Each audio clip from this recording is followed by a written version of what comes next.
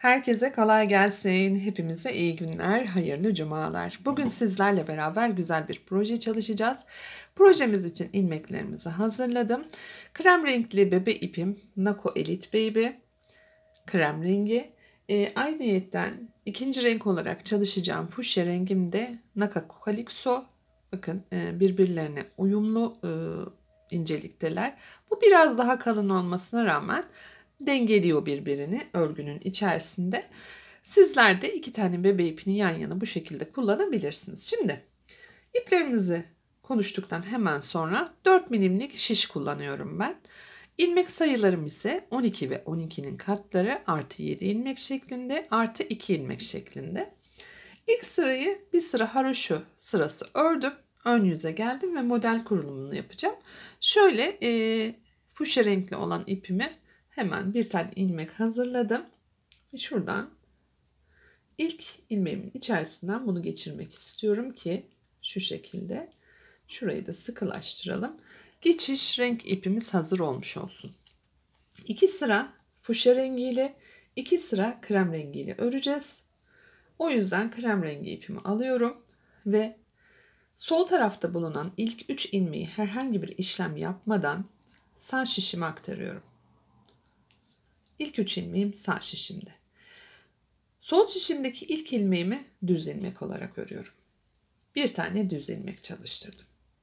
Daha sonra sol şişimdeki ilk 3 ilmeği tekrardan herhangi bir işlem yapmadan sağ şişime aktarıyorum.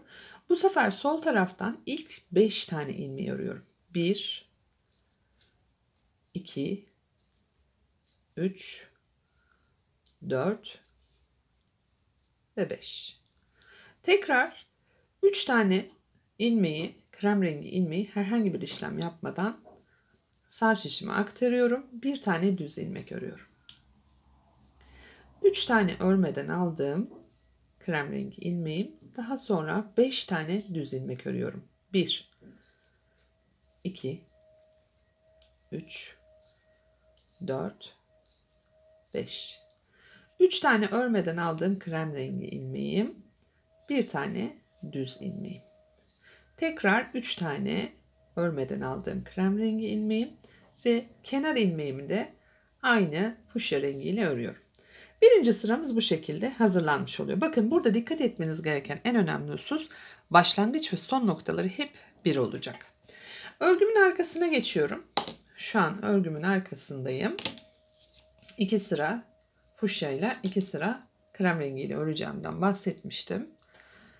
Kenar ilmeğini bu sefer örmeden alıyorum.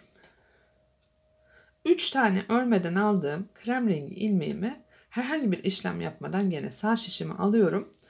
Buradaki fuşya rengi olan ipimi hemen getiriyorum. Bu sefer düz ilmek konumuna fuşya renkli olan ilmeğimi düz örüyorum. İpin yönünü değiştiriyorum. 3 tane ilmeği örmeden sağ şişime aktarıyorum. Tekrar kasmadan ipin yönünü değiştiriyorum. 5 tane fuşya renkli ilmeğim var. Bunları düz ilmek olarak örüyorum. 1, 2, 3, 4, 5. 3 tane ilmeği örmeden alıyorum. İpin yönünü değiştiriyorum. Muhakkak arka sırada ilmekler arkada kalacak şu şekilde atkı ilmekleri. Bir tane düz ilmek örüyorum. İpin yönünü değiştirdim. Örmeden aldığım 3 tane düz ilmeğim. Tekrar ipin yönünü değiştiriyorum. 5 tane fuşya renkli ilmeği düz ilmek olarak örüyorum. 1, 2, 3, 4, 5. İpin yönünü değiştirdim. 3 tane örmeden aldım.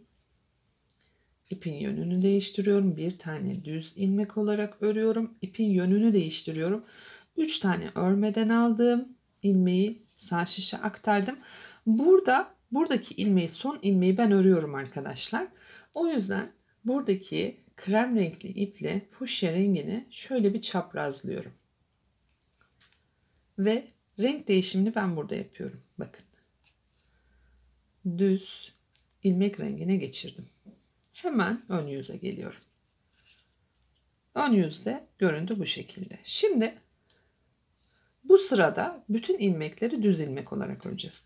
Renk değişim ilmeğini hazırladım arka sırada. Örmeden alıyorum o yüzden. Ve devamında düz ilmekler örüyorum. Şimdi benim kaç tane ilmeğim var toplamda? Hemen sayalım sizle beraber. 4, 5, 6, 7, 8, 9. Örgünün ön yüzündeyiz. 10, 11, 12, 13, 14,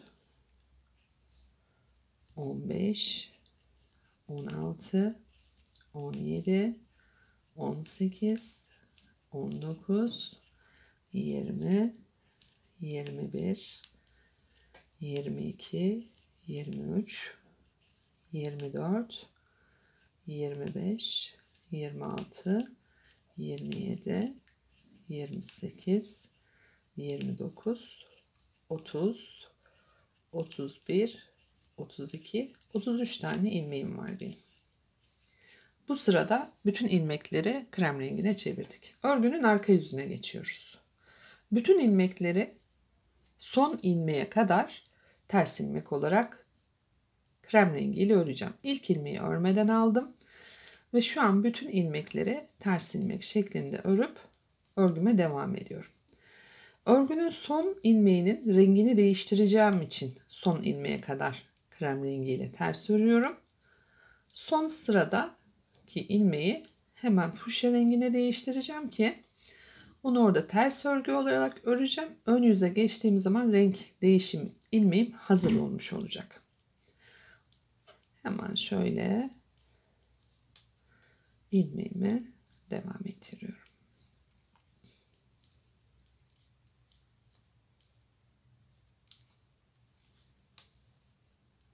Sizler de benimle beraber zaten örgünüzün arka yüzünü ördüğünüzü bildiğimden dolayı hiç buraları kesmeyeceğim. Birlikte örgülerimizi örüp devam edeceğiz. Bakın son ilmeğime geldim. Son ilmeğimi çalıştırmadan evvel hemen fuşya rengi olan ilmeğimi şöyle çaprazlıyorum. Çaprazladıktan sonra ters ilmek olarak örüyorum. Böylece bir üst sıraya çıktığım zaman renk değişimim hazırlanmış oluyor. Şimdi ilk ilmeği örmeden aldım. Bu sefer bir evvelki sırada 3 tane ilmeği örmeden almıştık. Bu sefer 2 tane ilmeği örmeden alıyoruz. Buradaki ilk ilmeği yani 3. ilmeği fuşya rengiyle bir tane düz ilmek örüyoruz. Bir tane örmüyoruz. Sağ şişe, bir tane düz ilmek örüyoruz. Burada bakın şuradaki 3. ilmeğimin hemen altında fuşya renkli olan ilmeğim var.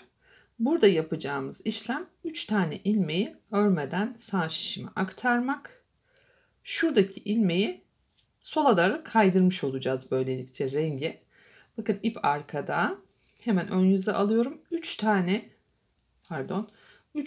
düz ilmek örüyorum. 1 2 3. Tekrar 3 tane örmeden aldığım krem renkli ilmeğim var. Sağında ve solunda ilmekleri çalıştıracağım için bir tane düz ilmek örüyorum. Bir tane örmeden, bir tane daha düz ilmek örüyorum. 3 ilmeği örmeden sağ şişe, 3 tane düz ilmek. 1 2 3 3 tane ilmeği örmeden sağ şişe, bir düz, bir örmeden al, bir düz, 2 tane örmeden al, kenar ilmeğini ör ve bu sırayı bu şekilde bitirmiş oluyoruz. Örgünün arka sırasındayız. İlk ilmeğimi örmeden aldım. İlk 2 krem renkli ilmeğimi gene örmüyorum, sağ şişime aktarıyorum. Burada ne yapıyorduk? Örgünün arkasında ilmekleri düz ilmek olarak ördüğüm için hemen atkıyı çalıştırıyorum. Bir düz, ipin yönünü düzelt, örmeden al, tekrar ipin yönünü düzelt, bir düz. İpin yönünü düzelt, 3 tane örmeden al, ipin yönünü düzelt, 3 tane düz ilmek. 1, 2, 3.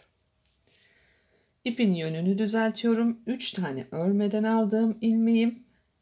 İpin yönünü düzeltiyorum. Bir düz, örmeden al. Tekrar bir düz. İpin yönünü düzelt. 3 tane örmeden al. 3 düz ilmek. 1, 2, 3. İpin yönünü düzelt. 3 tane örmeden aldığımız ipin yönünü düzeltiyoruz. Bir düz, örmeden al. Bir düz, 2 tane örmeden al. Ne yapıyoruz? İpimizin rengini değiştireceğiz. Fuşya ile krem rengini çaprazlıyoruz. Krem rengi iple bir tane düz ilmek örüp ön sıraya krem rengini düşürüyoruz. Şimdi görüntü şu şekilde. Bakın. Tekrar ön yüzdeyiz ve krem renkli iple devam ediyoruz. İlk ilmeği örmeden aldım. Devamında bütün ilmekleri düz ilmek olarak geçiyorum ki bir üst sıraya rahatlıkla geçirebileyim. 2 sıra krem rengi, 2 sıra fuşya rengiyle örüyorum. Fuşya rengiyle ördüğüm zamanlarda krem renkli olan ilmeklerim aslında örülmeden sıra atlanıyor. Bu da bize boyut kazandırıyor. Örgümüzün biraz daha boyutlu durmasını sağlıyor. Amaç bu. Devam ediyoruz. Bu arada bu erkek modelleri için de, kazakları için de güzel duracak bir renk. Model pardon. Şu an ne kadar kız çocuklarımız için ya da bayanlar için ideal gözüken bir renk skalası olsa da sizler renkleri uyumlandırarak bunu beyler için de gayet rahat bir şekilde ince iplerle kullanabilirsiniz. Berelerde, kaşkollarda, kazak ve süeterlerde. Dediğim gibi aynı zamanda bunu tek renkte çalışabilirsiniz. Örgünün arkasındayız ve bütün ilmeklerimiz bizim ters ilmek olarak örülüyor. Nereye kadar? Sondaki ilmeğimize kadar. Bu sondaki ilmeğimizde renk değişimini rahat yapalım. Ön yüzde, yani hem arka yüzde bir kere örüp ön yüzde bir kere örmeyelim. Arka yüzde bir kere ördük mü ön yüzde rahatlıkla kenar ve çalıştırabileceğiz. Şöyle.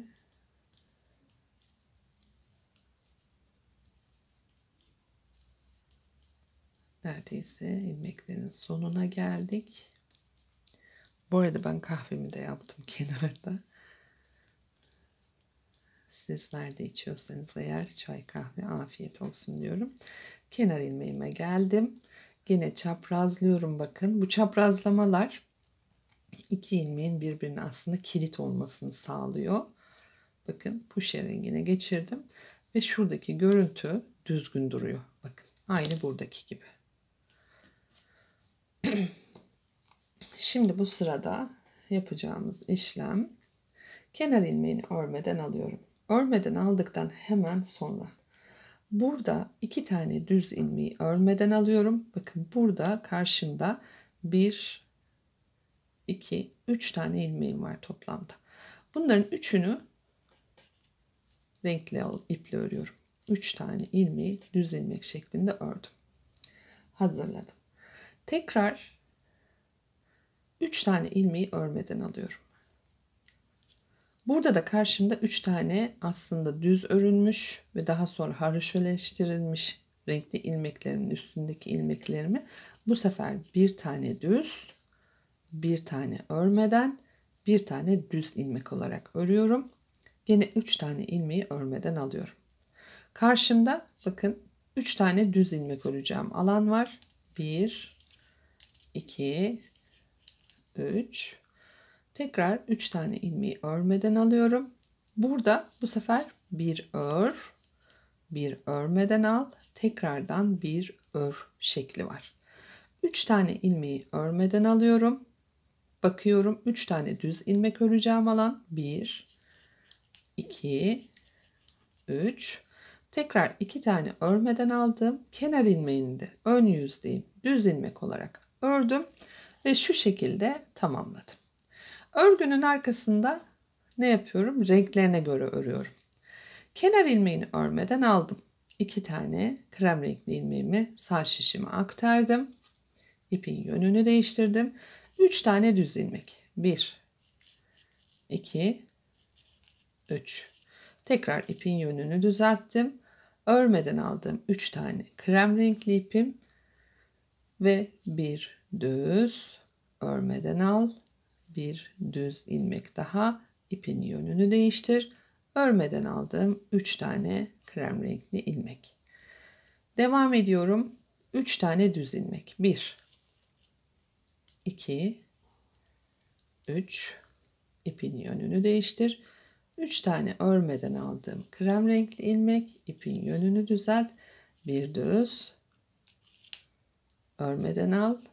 Tekrar bir düz ilmek. İpin yönünü değiştirdim. 3 tane düz ilmek. İpin yönünü düzelttim. 1, 2, 3 düz. İpin yönünü düzelttim. Örmeden aldığım 2 tane düz ilmeğim. Kenar ilmeğimi örmeden evvel hemen krem rengiyle çaprazlayıp krem rengine geçiş yapıyorum. Bütün ilmekler bu sırada krem rengiyle düz ilmek olarak örülüyor. Nereye kadar? Sıra sonuna kadar. Böylece bir evvelki sırada örmediğimiz krem renkli ilmekler de bu sırayla beraber örülmüş oluyor ve sıra atlamış oluyor böylece. Yani her iki sırada bir biz krem renkli ilmeklerimizi sıra atlatmış oluyoruz böylece.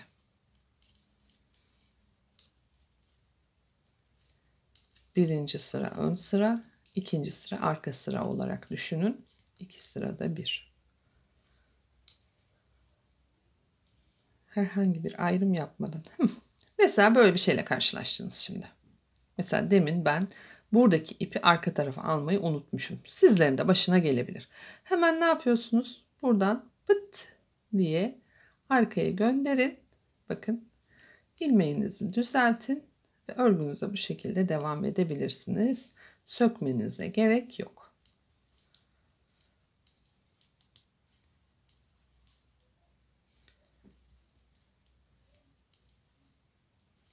Şu şekilde sırayı bitiriyoruz. Artık yavaş yavaş ortaya çıkmaya başladı.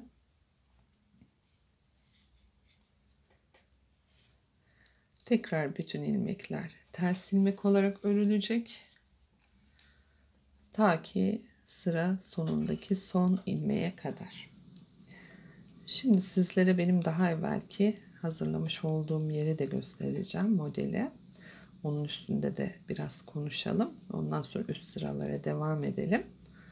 Kafanız karışmasın. Çünkü hani o ilmeği al, bu ilmeği al, bu rengi değiştir falan bazen karıştırabiliyor arkadaşlar.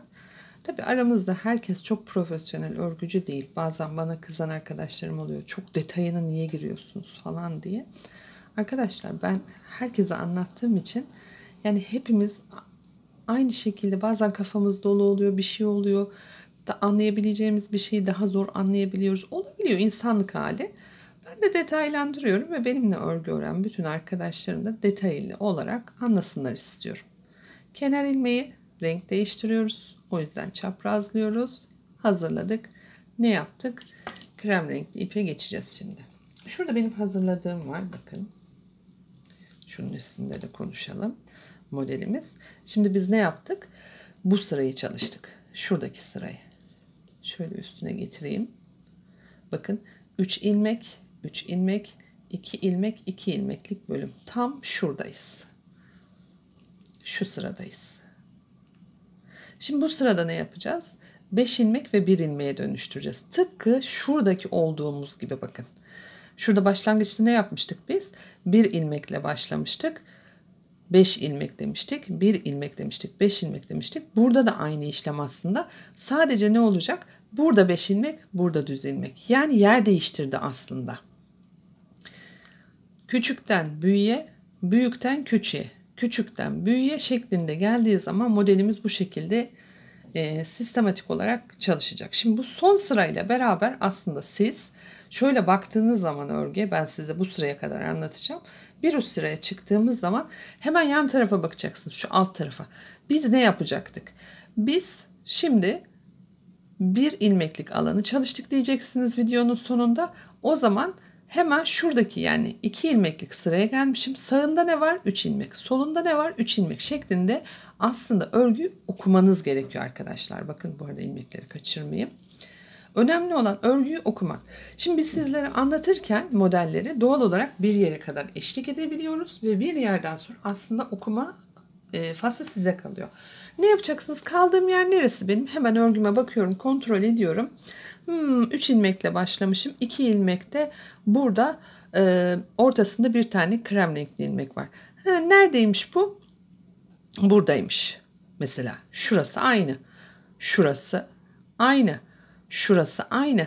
Nereden başlayacağınıza otomatik olarak karar verebilmelisiniz. Örgünüzü okuyabilmelisiniz. Şimdi ne yapıyorum? Buradaki alanı başlatacağım. 5 ilmek, 1 ilmek. Krem renkli ipimden fuşya renkli ilmeğe geçtim. İlk ilmeği örmedim. Ne yapıyorum hemen? Bakın, buranın 5 ilmek olabilmesi için buradaki 1 ilmeği örmeden alıyorum. 5 ilmeğe çıkartabilmek için ise hemen 1, 2, 3, 4, 5 ilmeğe getiriyorum. Şimdi bu ilmeğin modelin bir yarısı. Bu da diğer yarısı aslında. Şöyle yan yana baktığınız zaman onu da anlatacağım size. Hemen burada 3 tane ilmeği örmeden alıyorum. Bir tane düz ilmek örüyorum. Tekrar 3 tane ilmeği örmeden aldım. Hop, bakın. Şöyle baktığınızda birinin tek ilmeği yukarıda, birinin tek ilmeği aşağıda. Ne yapmam gerekiyor o zaman benim bir üst sırada? Şuraya baktığımda bunun tepesine 2 tane ilmek sağında ve solunda olacak şekilde ilmeklerimi hazırlamam gerekiyor. Bunun altında 5 ilmeğin altında da 3 ilmek varsa demek ki bir üst sırada 3 ilmek yukarıda olacak. Neden? Küçükten büyüğe, büyükten küçüğe geliyoruz diye bahsetmiştim, hatırlarsınız. Model bakın hep öyle devam ediyor. Birbirinin içinde. Şöyle bakın, şu anki bulunduğumuz yer, şuradaki 3 ilmeklik alandayız. Bunun yarısıyla bunun yarısının birleşimi şurası ediyor. Bakın. Tersten terse geldiğimiz zaman şurası bütün bir model oluyor. Birden 1'e gelmeniz gerekiyor. Devam edelim.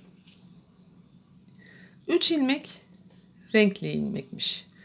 3 tane örmeden aldığım ilmekten sonra 5 tane düz ilmeğim. 1, 2, 3, 4, 5. Tekrar ne yapmam gerekiyor? Buradaki 4. ilmeği fuşya rengi yapabilmek için 3 tane ilmeği örmeden almam. Bir tane düz. Geliyorum, şuradaki ilmeği de fuşya rengi yapabilmek için 3 tane örmeden almam gereken ilmeğimi oluşturuyorum. 5 tane düz ilmek. 1, 2, 3, 4, 5. Örmeden aldığım bir düz, kenar ilmeğimi de düz ilmek olarak örüyorum. Arada bakıyorum. Aynı mı? Fuşya, fuşya, düz, düz. 5 tane ilmek, 5 tane ilmek şeklinde bakın sıralanmış ve karşıma gelmiş. Örgümün arkasına geçiyorum. İlmekleri görmüş olduğum gibi. İlk ilmeği örmeden aldım. İkinci ilmek renk değiştirmediğim ilmek. İpin yönünü değiştiriyorum. 5 tane düz ilmek. 1, 2, 3, 4, 5.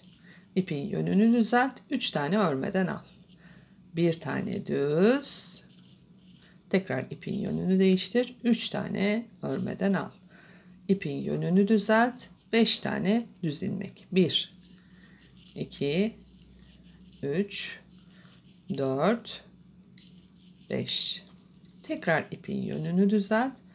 Örmeden aldığım 3 ilmek, ipin yönünü, bir tane düz, tekrar 3 tane örmeden aldığım 5 tane düz ilmeğim. 1, 2, 3, 4, 5. Hemen örmeden aldım. Kenar ilmeğine geldim. Ne yapmam gerekiyor? Çaprazlıyorum ve krem renkli ipime gelip bir sıra ön yüzde bütün ilmekleri düz örüp arka sırada ters ördükten sonra ne yapmam gerekiyor? İşte bunun devamı burada. Bunun devamı da burada. Tamam mı? 5 ilmek, 5 ilmek. Bakın 5 ilmek, 5 ilmek. Ne yapacağım? 5 ilmeğin üstüne hemen şurayı söylüyorum. 3 ilmek çıkacağım. Onun üstüne 2 ilmek çıkacağım. 1 ilmeğe düşeceğim. Burası için ne yapmam gerekiyor? 1 ilmek burada. Demek ki bir üst sıraya çıktığım zaman 2 ilmek, onun üstü 3 ilmek, onun üstü 5 ilmek şeklinde örgümü okuyacağım. Model bu kadar basit bakın. Bu işlemleri takip ettiğin zaman bu güzel görüntü bize ulaşıyor. Hadi bakalım ne yapıyoruz? Hemen örgülerimize sarılıyoruz.